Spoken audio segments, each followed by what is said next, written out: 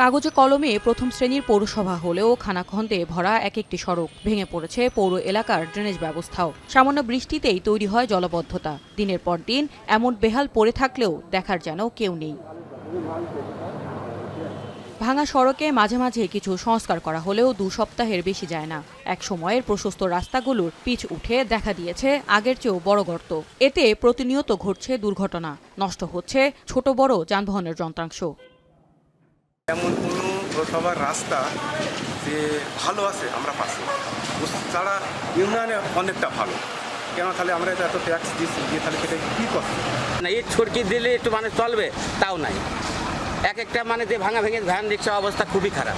পৌরসভায় প্রতি বছরই আমরা ভ্যাট ট্যাক্স সব কিছুই পরিশোধ করছি, কিন্তু রাস্তাঘাটের অবস্থা দেখেন, মানুষ চলাচল করতে পারছে না, প্রতিদিনই অ্যাক্সিডেন্ট হচ্ছে। প্রায় 38 বর্গ কিলোমিটার আয়তনের এই পৌরসভায় প্রায় 2 লক্ষাধিক মানুষের চলাচলের অযোগ্য এসব সড়ক এখন নিত্যদিনের ভোগান্তির অংশ।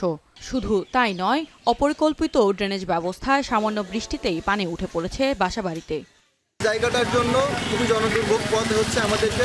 শুধুমাত্র তাই নয়, আমাদের চুয়াডাঙ্গা পৌরসভার প্রত্যেকটা রাস্তার জন্যই আমাদের জনদুর্ভোগ পথ হয়। অবস্থা দেখেন যে রোডের সাথে গ্রামের রোডগুলো অনেক ভালো, গাড়ি ঘুরে না যায় না, কিছু যায় না, রাস্তার জামজট হয়। এই রাস্তার কারণে ভাঙার জন্য আমাদের গাড়ি ঘোড়া ভাঙিয়ে যায়। এদিকে পৌর কর্তৃপক্ষর আশ্বাস দিয়ে বলছেন, জলাবদ্ধতা দূর করতে শহরের বিভিন্ন এলাকায় চলমান রয়েছে উন্নয়ন প্রকল্প।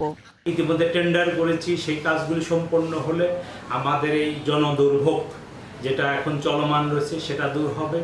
এছাড়া আমাদের যে টেন্ডার প্রক্রিয়া চলমান রয়েছে প্রায় 20 কোটি টাকা, এটি সম্পন্ন হলে দৃশ্যত চুয়াডাঙ্গা পৌরসভায় রাস্তাঘাটগুলো অনেক উন্নতি হবে এবং জনগণের যে চলমান ভোগান্তি রয়েছে সেটা দূর হবে।